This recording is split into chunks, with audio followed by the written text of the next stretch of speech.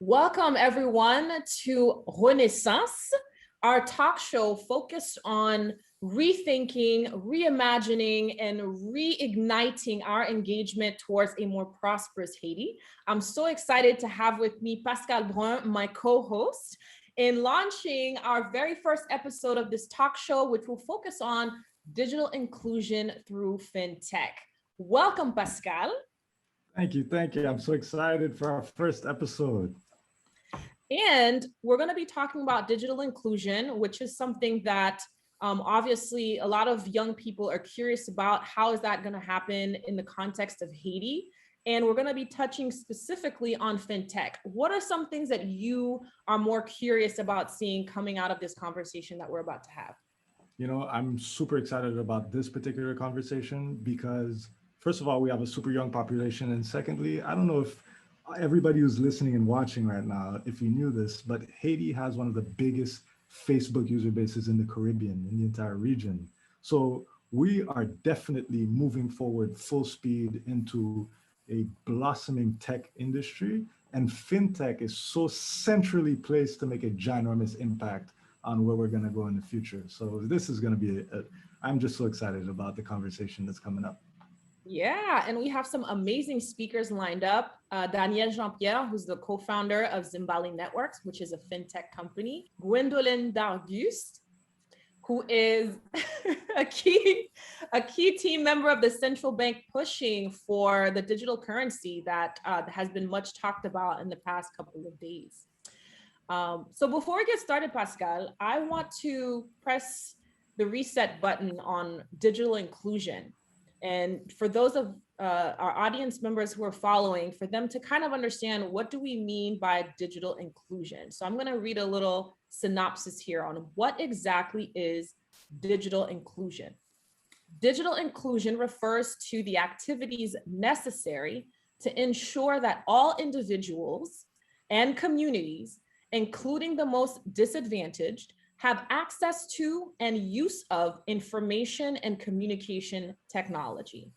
This includes 5 elements: affordable, robust, and broadband internet services, internet-enabled devices, access to digital literacy training, quality technical support, and 5th but not least, applications and online content designed to enable and encourage self-sufficiency. So digital inclusion means we got to have the internet running. You got to have a device to make it work. People have to be trained on being able to use all these technologies, etc. So that's what we mean by digital inclusion. And we're going to be tackling it from 2 different angles today on this talk show. Getting us started, why don't we have our speakers introduce themselves? Let's start with Gwendolyn Darguste from the Central Bank. Gwen? Thank you, Shaina. Thank you, Pascal, for inviting me. Like you said, my name is Gwendoline Darguste. I work at the Central Bank of Haiti. I am the Deputy Chief Assistant right now at the External Debt Division, and I am part of the committee that is in charge of putting in place the Central Bank digital currency, as well as the committee that is in charge of building the financial market in Haiti. So I'm really looking forward to this conversation, and I'm looking forward to your questions as well. And she's a woman. Yes.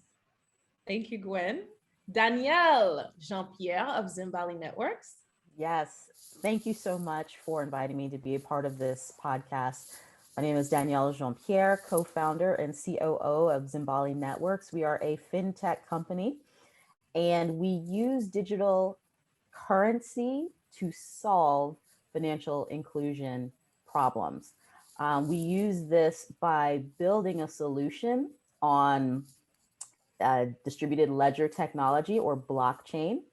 And so any solution that we provide would have blockchain as the underlying technology, and we develop on top of that. I also have a background in international development and a legal background in leverage finance. So I'm excited to use all of those skills, international development, law, and technology, to contribute to Haiti's economic development. We couldn't get to better placed experts to come talk about this subject with us. Thank you both so much for coming on with us tonight. Why is fintech so important for the coming years in terms of developing communities in Haiti? I know that it's a pretty simple subject, a pretty simple question with a lot of answers, but I would love to hear what your perspectives are.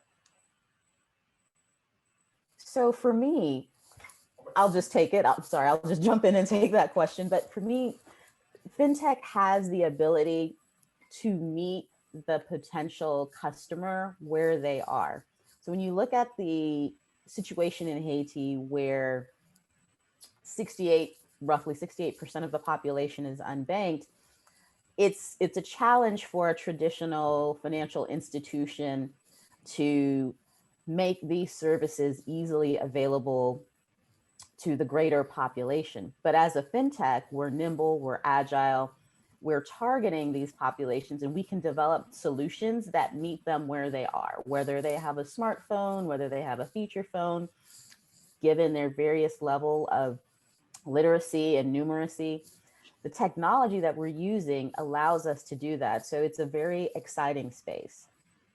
Yes, I think Danielle said most of it, but like she said, when you hear fintech, you hear finance and you hear technology, and technology is the biggest gateway to promote connection between people, and the possibility of using technology in order to meet all the financial needs of the population is exactly what fintech is built to do. So fintech plays a major role in development, in economic growth, in building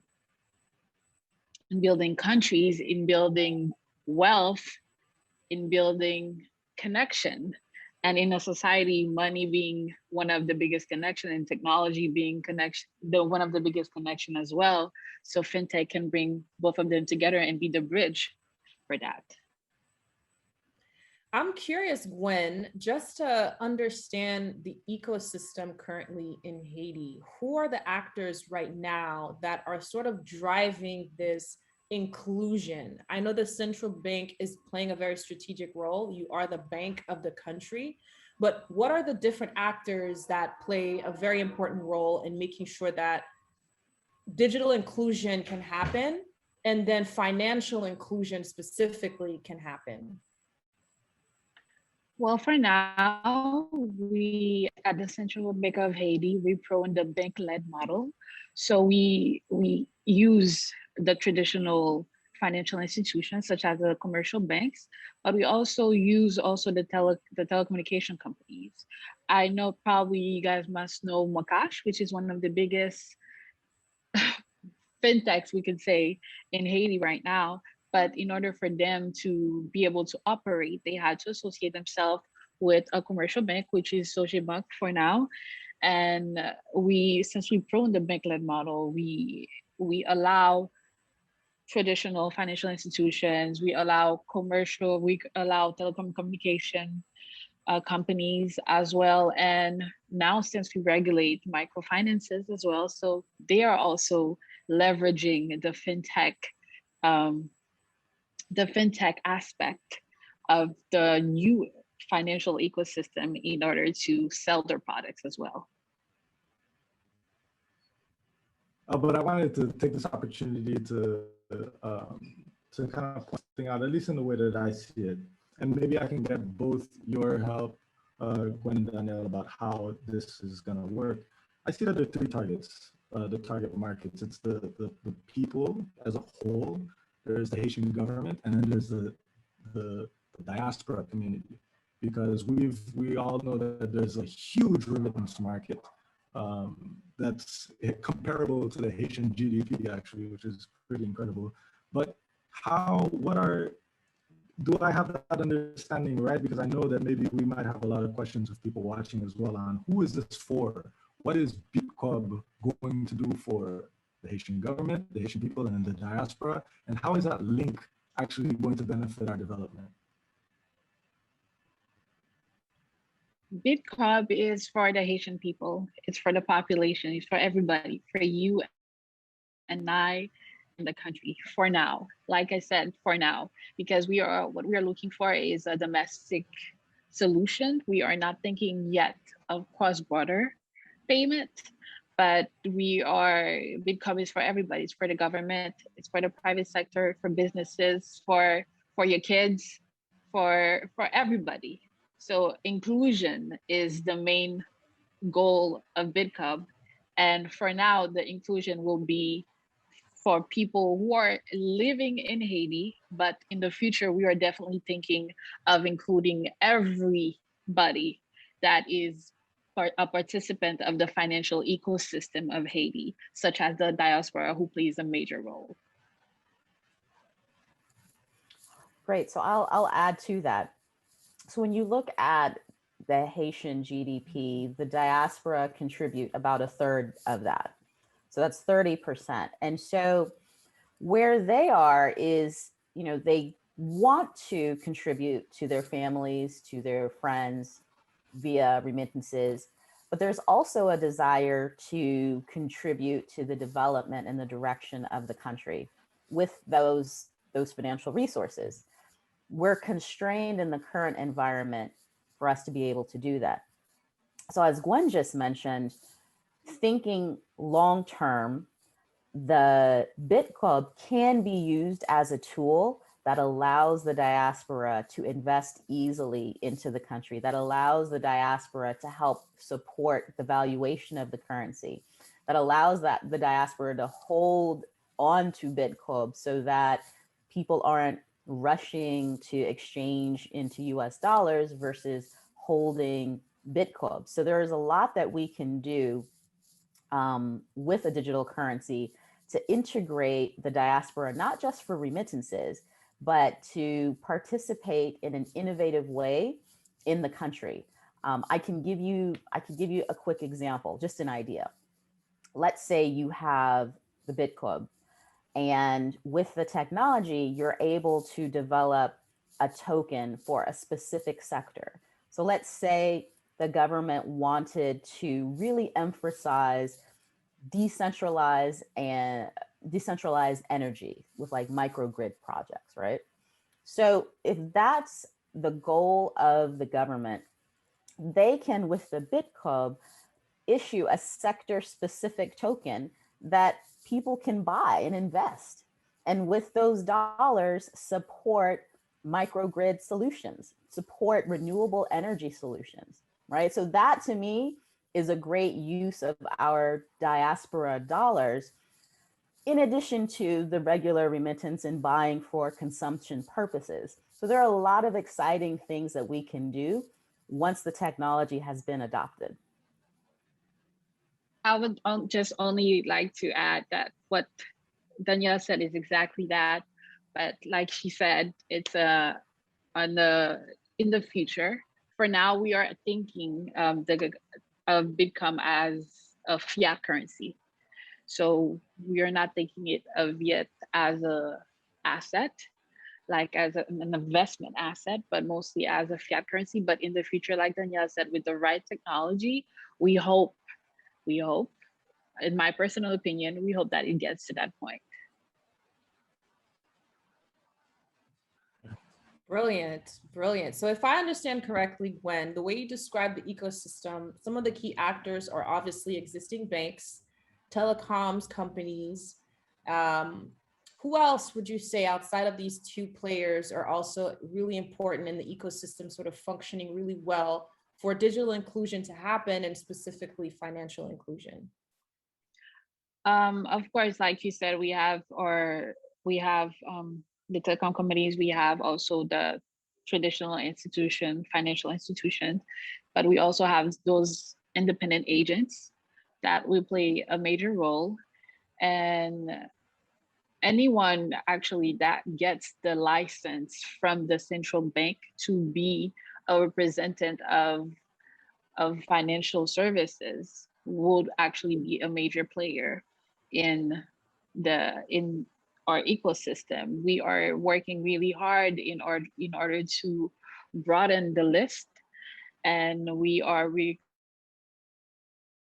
working really hard in order to, for instance, more innovative companies in the ecosystem as well, like companies like Zimbali Network, for instance, we are working on new regulation for fintech. So this alone will help foster a greater list of participants, a greater list of players in the ecosystem. So we really want, when you look at a company such as Zimbali Network and the huge opportunities and potentials that and advantages that it can have for the economic ecosystem, we really want to include them and facilitate their integration in our market. So that's why we are working on a set of guidelines and regulation in order to open up the circle. Yeah, which is great. And I'm kind of curious, two things. One, e-commerce is not yet really big thing in Haiti. And I imagine with facilitating some sort of financial payments online, that e-commerce is going to blow up. But there's an education that has to happen. And then there's a need for startups to start building these sort of e-commerce marketplaces. Does the bank see or foresee investing in any sort of e-commerce specific accelerators, incubators, or startups that are already working on this landscape? Does the bank foresee training people on how to use these financial services that are now being digitized in order to be active online? What role does the bank play in at once educating the people, but also investing in the leaders who will be building those virtual marketplaces where people can buy things? That's a great question. We actually had, I think 2 weeks ago, our International Finance Summit, where we talked about fostering entrepreneurship in the digital era. And we did mention how we believe that the central bank digital currency can help in helping the development of e-commerce in Haiti. But like you said, there are two aspects. There is the aspect of education, there is the aspect of investment.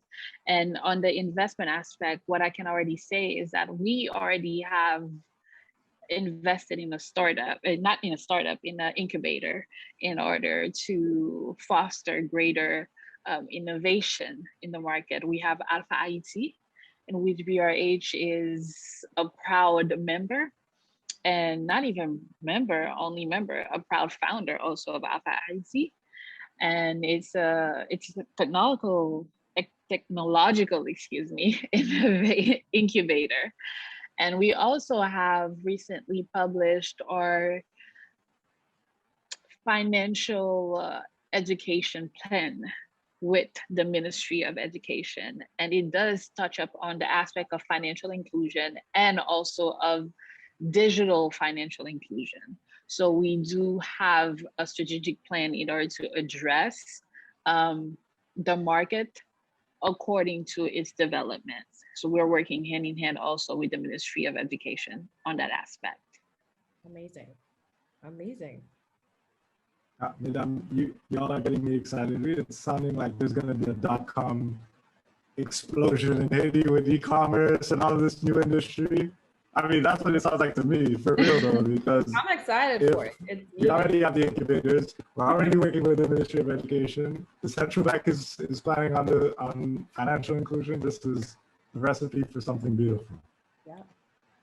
Danielle, I'm curious because you're actually diaspora returnee and looking at Haiti from the diaspora perspective, being part of a small business that is, engaging within the Haitian startup ecosystem.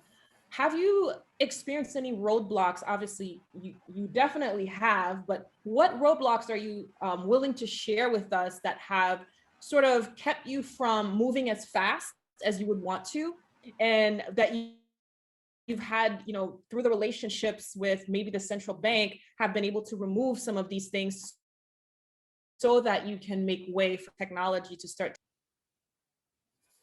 Thanks. That's a great question. So in terms of roadblocks, nothing new. We, as a startup, we need money, we need capital. That's par for the course. Haiti, in terms of an operational environment, is an interesting experience. I wouldn't say there are roadblocks, but we're up for the challenge because we've lived in Haiti. I lived in Haiti for 4 years. I understand the nuances of the country and the operational environment. I think what's interesting as an observation is because Gwen has mentioned the bank-led model, and so when we were in Haiti a few weeks ago, we spoke to a lot of commercial banks about BitCub, about partnering with us or sponsoring us so that we could operate on the territory. And it was really interesting to get their perspective on how they see themselves operating in this environment. And all of them mentioned that they know that the digital transformation is coming, that they know that they need to be able to expand down market, that they know that financial inclusion is a priority for the government. So it was really exciting as we presented our technology solution and what partnering with us could potentially look like, and in terms of opening up new customers and accessing the broad base of the Haitian population. It was really exciting to see that they were kind of tuned in and were ready at their own pace to really think about a digital transformation. And so I wouldn't consider that a roadblock, but I would say that that was a really interesting perspective that I gained from talking to so many commercial banks operating in Haiti. Danielle, I have a specific question for you, and maybe, Gwen, there might be an aspect of this question that might fit with what you're doing with the central bank as well, and it has to do with the diaspora and their involvement. I've gotten 1,000,001 different messages on every social platform from diaspora asking, how can we get involved? And my question to you, Danielle, is how has your experience been finding a way to invest in Haiti from abroad? I know that you did say that you're coming soon. I don't know for how long, but I know that there is definitely a challenge of finding ways to invest from abroad and making an impact. And for the diaspora all over the world who are hearing us right now, if they want to support either you, and this is where Gwen, you might come in here as well, if they want to support the central bank, if they want to support Zimbali Networks, how can they do that? Well, thank you for that question. So in terms of supporting Zimbali Networks, obviously we are always open to finding a new capital and new investors to partner with us. So we are currently raising a round of capital. So, they can invest with us directly and partner with us. But in terms of the future, we see financial inclusion as a way to connect the diaspora into Haiti. So instead of this relationship of, I give family and friends resources and they use it to, pay for necessities, there's an opportunity for the diaspora to engage in particular sectors of the economy and say, this is where I'd like to devote some resources. How can we use the digital currency and issue specific tokens so that, and think about it, it's all traceable, it's immutable, where that money is going. You can code a token, you can program a token to be spent on this and not on that. So think about if you're a diaspora and you're just not sure, well, I want to invest, but I need to know that my resources are being spent the way that they should. Now that you have a digital currency, now that you can develop a token, you can code that token, you can give the diaspora that level of trust that when you normally invest, you never see where the money is. You wait for a report, you wait for an accounting. Think about if we had digital currency for what was it, the Venezuelan gas? Petro-Caribe fund. Right. What if we had a digital currency for the Petro-Caribe? A lot of people would be very unhappy. But the point is, with the technology, it's traceable, it's immutable. You can see where those funds have been spent. and it's programmable. So this is the future. The future is our ability to invest in the country and to understand where those BitCub have been spent. And so it's a very exciting future. And you touched on trust, Danielle, which is huge for us, you know, as a Haitian society. We have had our leadership fail us so much that the concept of trust almost feels ephemeral. But bringing in a blockchain technology, a cryptocurrency can really start to remove the human element of trust, which we struggle with quite a bit. And I'd love to hear from Gwen, you know, what are some of the inherent trust issues that you foresee having to deal with in trying to launch something like this? You know, right now, people are not even using, most people are not using a bank card. They're not using a credit card. They don't even want their information online because they, you know, they have concerns around that. And here is the central bank about to launch a BitCub digital currency. How are you going to address that trust friction? Another great question, Shaina, because the Haitian community is culturally attached to the notion of cash. Whether we are financially included or not, we love to have cash in our hands. It gives us a sense of security. And that is what we are proning when we talk about the CBDC. It's the security aspect of it. For you to know that it's the same as the cash that you have in your hands. You will be able to use it everywhere and anywhere. It will be secure. Also, it will actually be more secure than cash in the fact that if you lose cash, you lose it.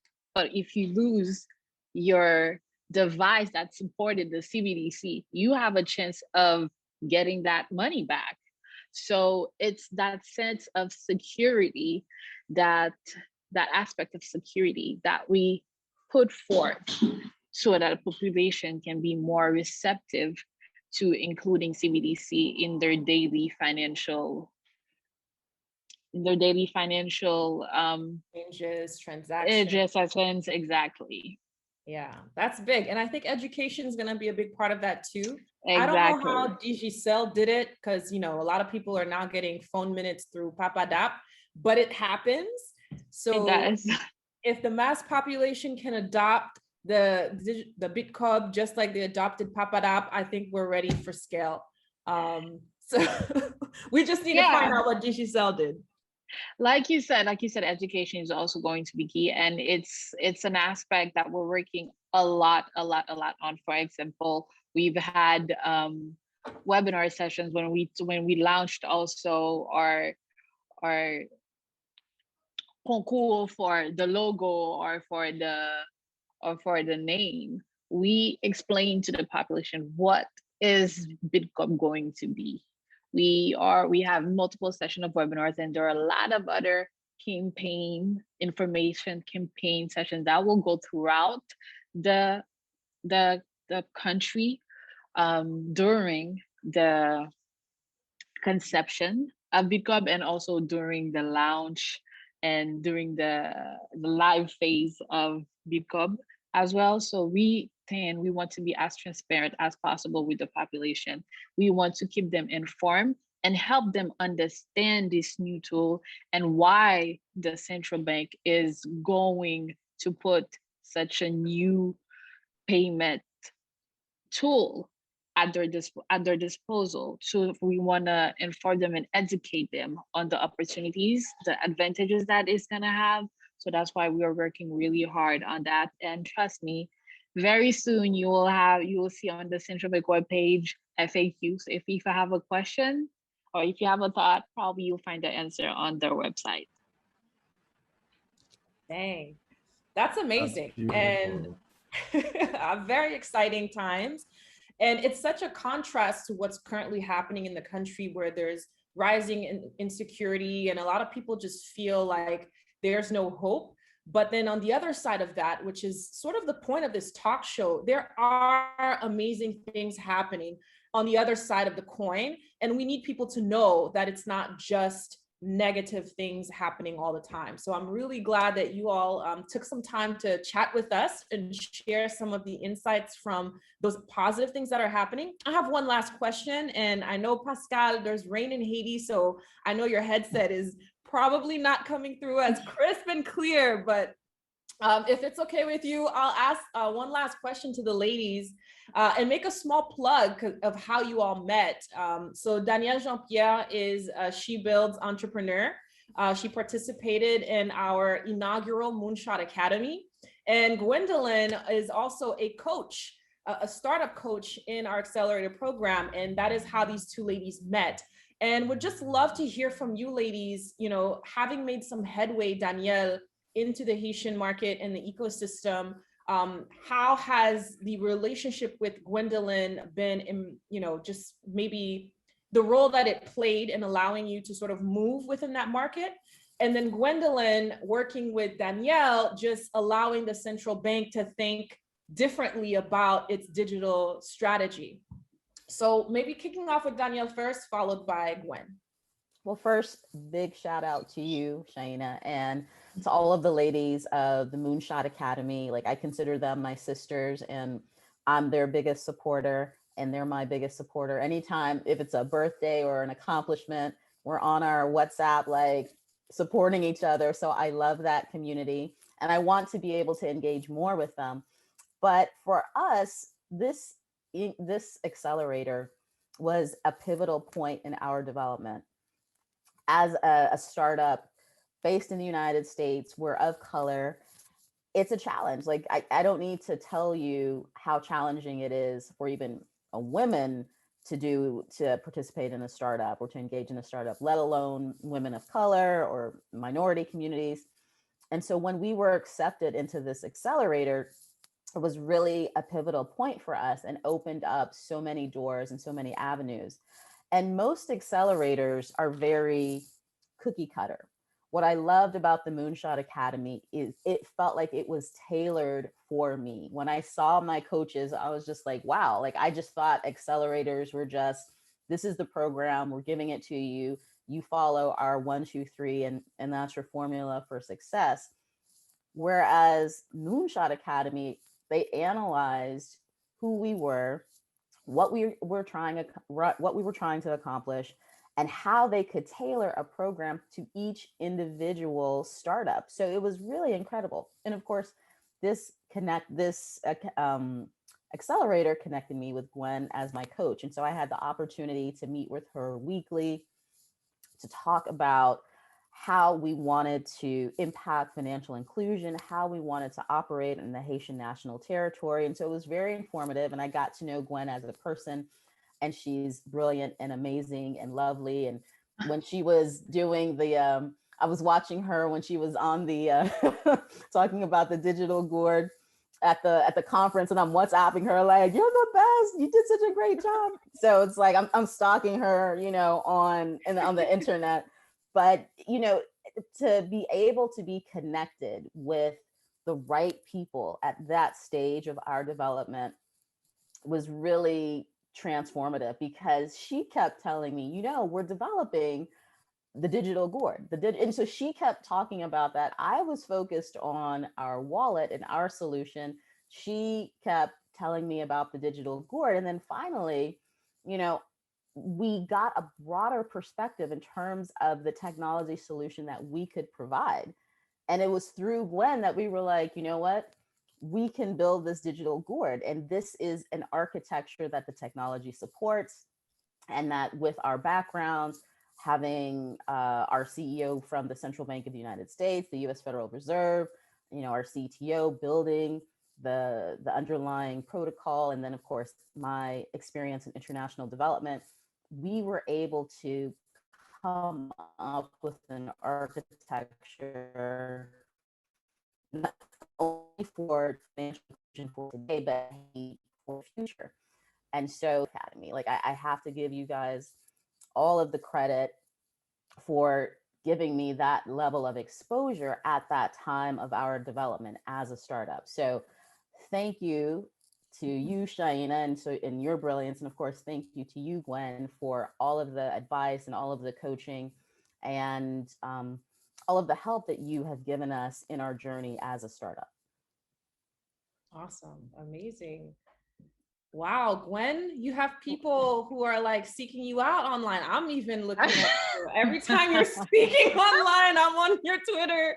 Like, what is Gwen saying now? Oh my God, thank you so much. And like Danielle said, thank you to you, Shaina. Thank you to Anais also, who connected me with you guys. This was basically a match made in heaven.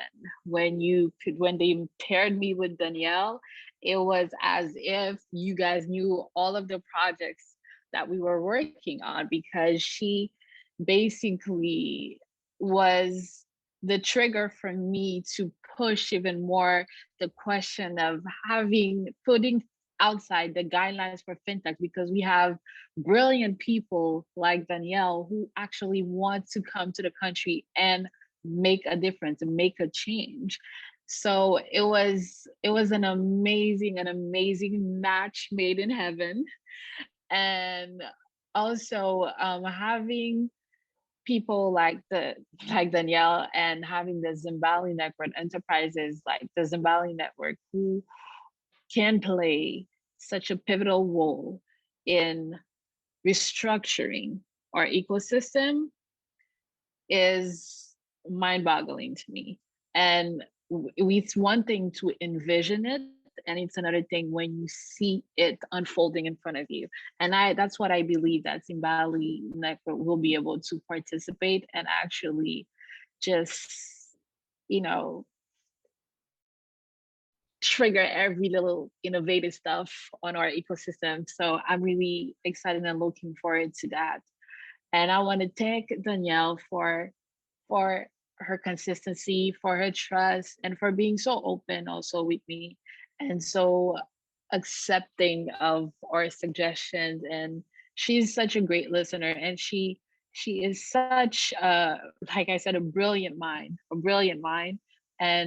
and is an amazing asset for the country, and that we believe we cannot lose. So of course we will always be pushing for people like her to come and invest in Haiti, because hey, we need our own to build our own. So it's very important for us to have people like Danielle. And again, the Moonshot Academy, what you guys are doing, you are setting the platform to have Zimbali Network and other companies, other startups like Zimbali Network, to actually build a path for development. So I am thankful to you guys for that. And also I am grateful to all of you for actually, how can I say that? For all of you for you guys' brilliance, and also the hope that you instill in the youth, so they can see that they can actually build something. So thank you. Awesome. Thank you, ladies. And we have an amazing team. This was definitely not my own doing by myself. I work with an amazing team of women, both in Haiti and across the diaspora. And what I love about this talk show, my co-host, and even the speakers, is that it's a beautiful synergy of Haitians in Haiti and Haitians in the diaspora. Pascal is in Haiti as we speak, dealing with the rain and the interference and static. I am in San Francisco, California. Gwendolyn is in Haiti. Danielle, I believe you're in DC. You're in the US. So all of us are, just sort of working together, collaborating, and talking about the future of Haiti as we remain optimistic on what we can bring to the table, and working synergistically with Haitians in Haiti as well as in the diaspora. It's totally possible. It's being done as we are speaking right now on this talk show. And I just want to thank you ladies for joining us, sharing your insights, sharing what you're working on, and how we might continue to just look at a prosperous version of Haiti that we want for ourselves. Before we close out the talk, I just want to ask all of you, including Pascal, if your sound is working again, Just what are just one takeaway from this conversation, which is all about digital inclusion, that you want everyone to remember, to walk away with, or to feel inspired by? Yeah, absolutely. The biggest thing that I can take away from this is there's about to be a burst of an entirely new industry in Haiti, and that's the tech industry. And I'm super excited about that. I agree completely with Pascal. And, my vision for Haiti, and it can be done.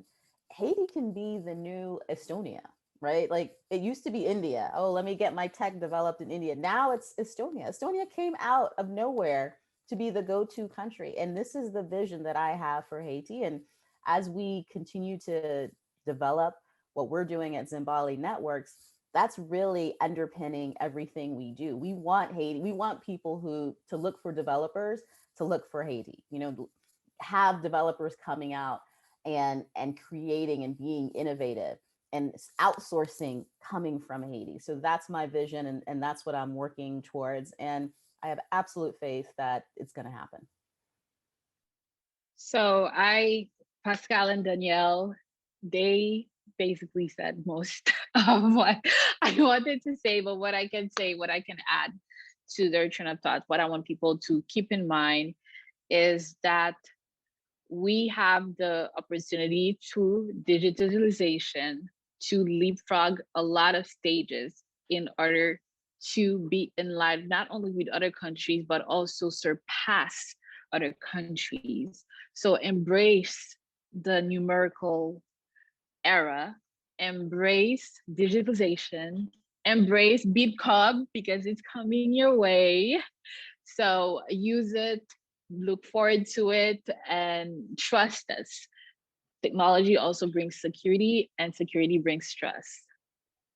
Awesome. Well, thank you so much, ladies. Thank you, Pascal. We did it. First episode down. Awesome. Thank you, ladies. Thank you. What an honor to be here with you all.